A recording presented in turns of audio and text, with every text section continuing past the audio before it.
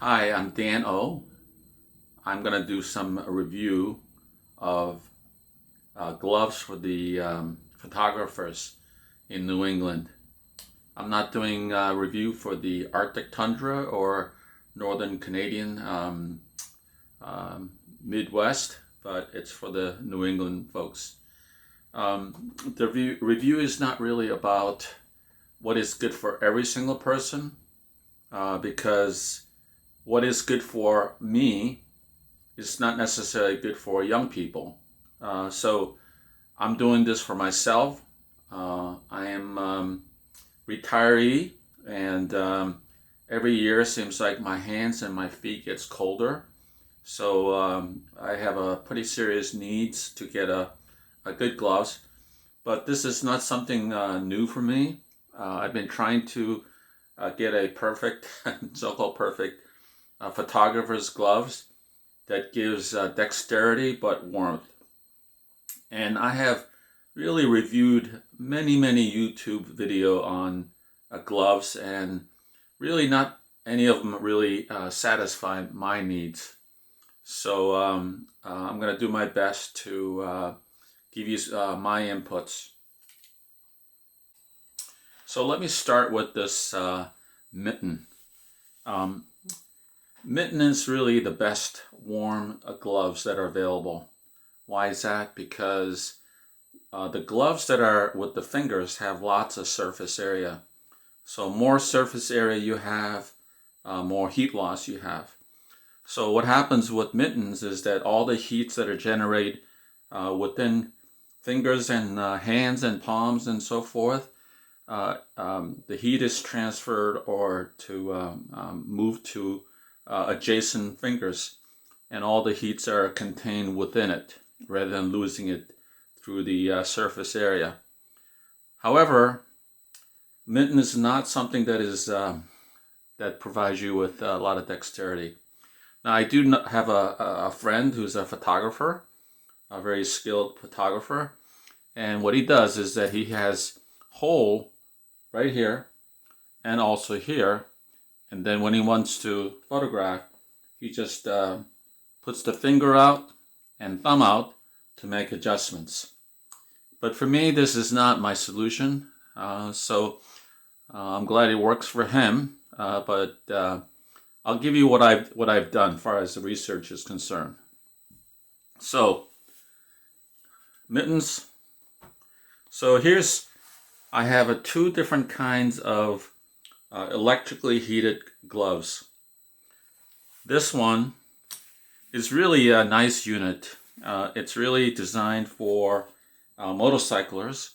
It has a very nice battery that gives you indication of a charge or amount of power left over. The problem with this is it does keep you warm, and it's very well made. You can see that it's leather and everything, but dexterity isn't there at all. Anybody who wants this, let me know about it. So anyway, it's really for motorcyclists. Now, here's a what's very popular in Amazon. It's I think there's a carbon net built in within this gloves. Also has a touch-sensitive finger, so that you can control the iPhones or whatever phones that you have. And the two batteries that comes with it goes inside where the cuff area is for the jacket. I don't really like it because it sort of gets in the way. It's kind of bulky here, even though this battery is very thin. I just don't like it. But really, the main problem with this is not only that these gloves became very expensive, but also it doesn't really keep you warm. Okay. Now, this gloves it's really a glove liner. It's really never intended to be used by itself.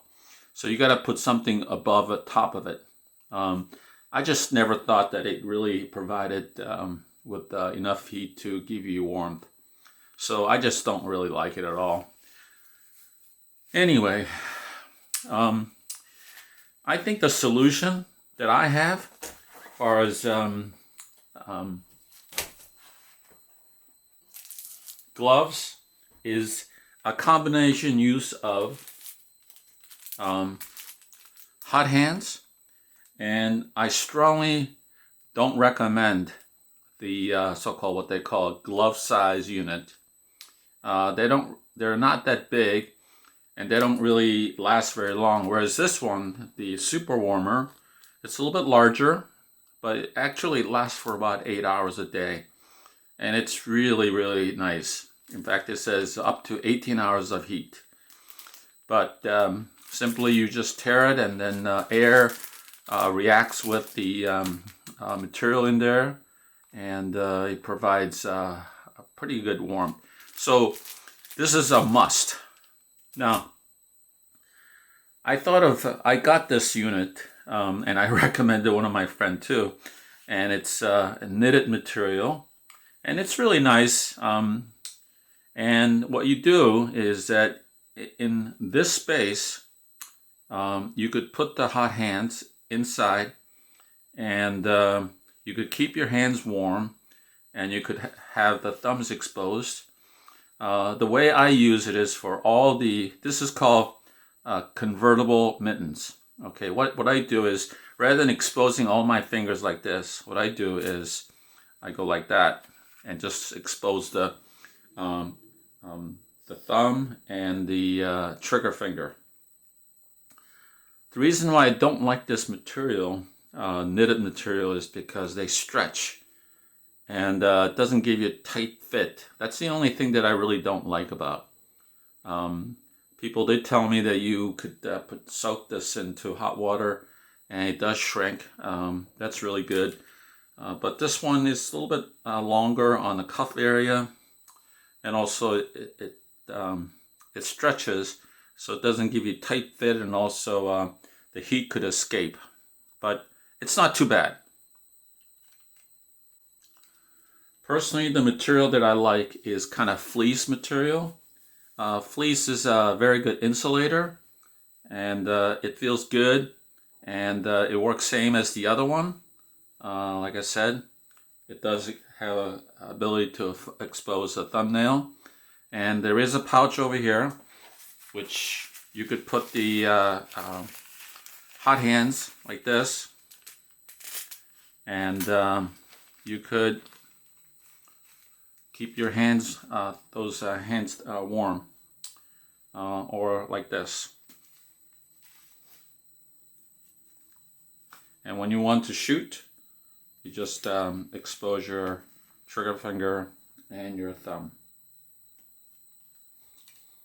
The problem with this particular design is that when you flip this over, it has a tendency of causing this to drop, or it doesn't lay flat inside the thing, so it just doesn't do a very good job, but it works. This is pretty cheap. All the convertible mittens, knitted ones, and this one is like, less than 20 bucks, or in fact less than 15 bucks. So it's a good option, and I use it. I plan to use it. I don't have one glove that rules all, but depends on how cold it is. I would use this particular fleece unit also. Next unit that I'm going to be talking about is it's a Carbela unit. It's for much colder weather. It's more a padded or insulated, thin insulate material. It fits well. It's kind of rugged too, but it's slightly bulky. You do have a space to put your fingers in there, and you do have a pouch you could shove it in.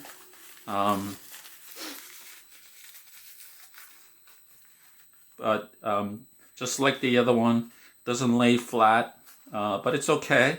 And this one doesn't come off because there's a little bit more tighter fit. It does have a magnetic coupling to hold it into place, and it's well made. It's around 50 bucks, and I think it's well worth it. I have not tried this on a field extensively because I bought this last year at the end of the season, winter season. So this is a good option, I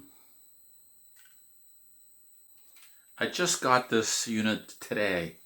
The reason why I got it is because it's pretty inexpensive. Unit is reasonable. It's a 𝐏𝐴𝐴 mitten.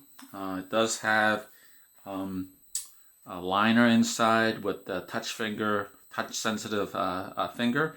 It's built in. It's not a two separate unit.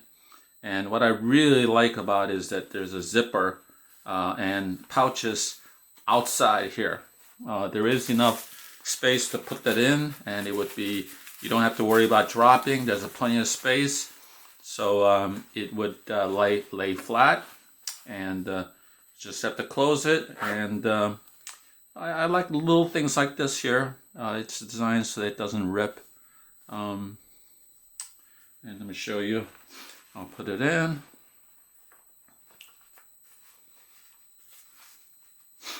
Okay, here it is, and there's a magnetic latch here, just like the other one, like this. And it seems like it's a good option for me to pursue.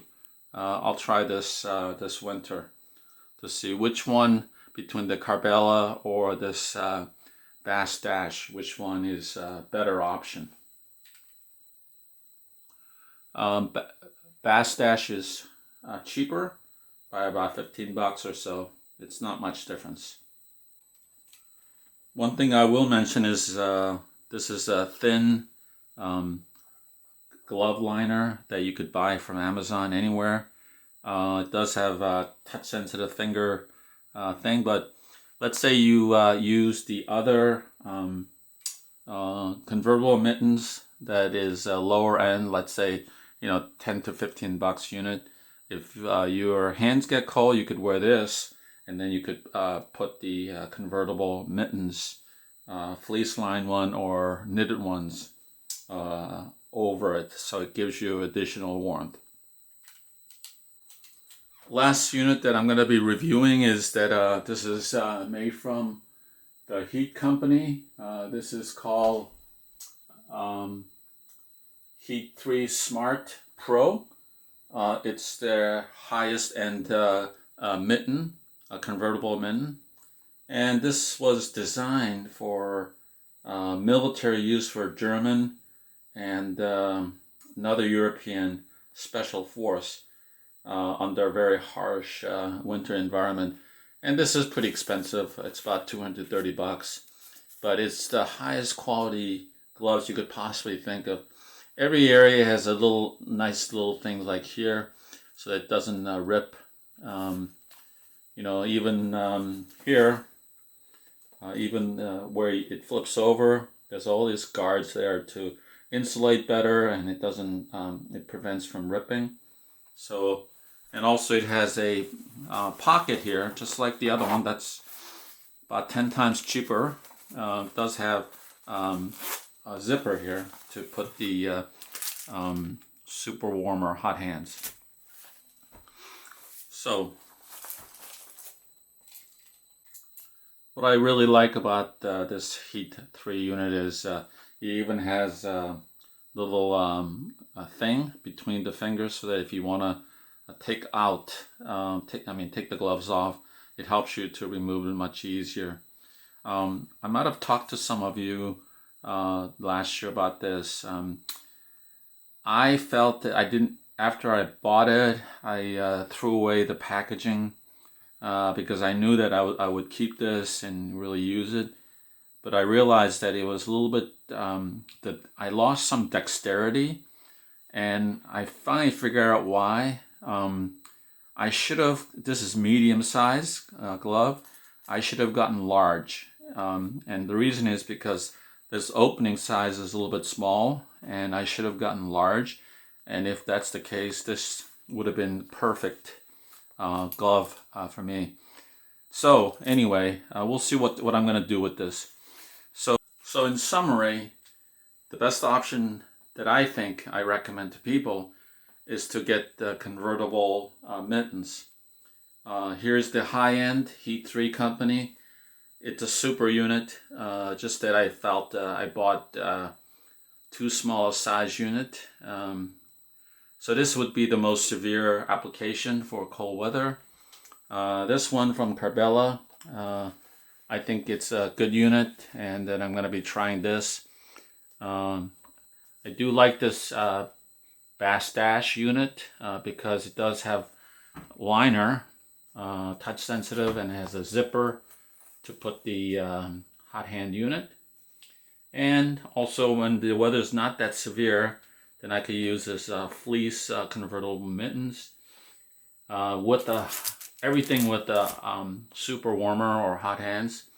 And if this unit isn't quite warm enough, then I would be using this liner inside. So this is the lineup of what I'll be using this winter. Not one that rules everything, but that depends on application. I have options to use. Thank you for listening.